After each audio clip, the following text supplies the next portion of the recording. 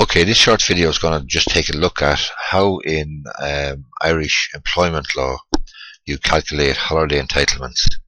My name is Gorry and I'm a solicitor. My contact details are on the last slide in this video.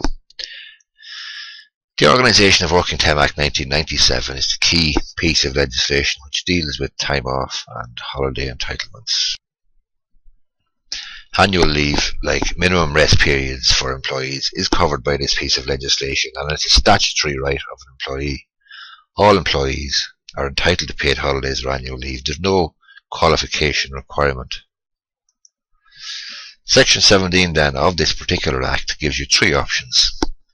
The employee is entitled to 4 working weeks in a leave year in which he or she works at least 1,365 hours, or 1/3 of a working week for each month in the leave year in which he or she works at least 117 hours, or 8% of the hours he or she works in a leave year, but subject to a maximum of 4 working weeks.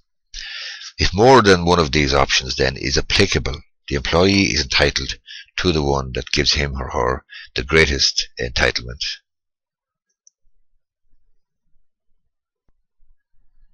The next question then that a lot of employers are faced with, and I get a lot of questions in relation to this from employers, is how much holiday pay are they entitled to? Well, if the employee is paid hourly or weekly or monthly, indeed any time-based method, then she is entitled to a normal week's wages before the leave commences, and this includes any normal bonus or allowance but excludes overtime. If the employee is paid a piece rate, the rate of holiday pay is the average weekly pay calculated over the 13 weeks prior to commencing leave.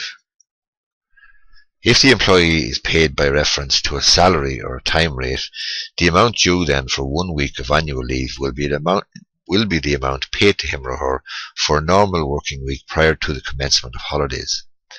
If the employee is not paid by reference to a time rate, but by reference to a commission or piece or productivity rate, then his or her holiday pay for 1 week of annual leave is calculated by reference to the average pay for that employee calculated over the 13 weeks immediately prior to taking leave. It might seem a little bit complicated to you, but if you actually sit down to work it out, it's not too bad. The Organisation of Working Time Act 1997 sets out the actual entitlement.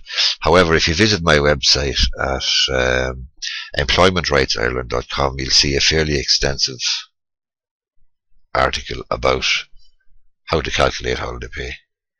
Thanks for listening. If you wish to contact me, my details are on the screen there.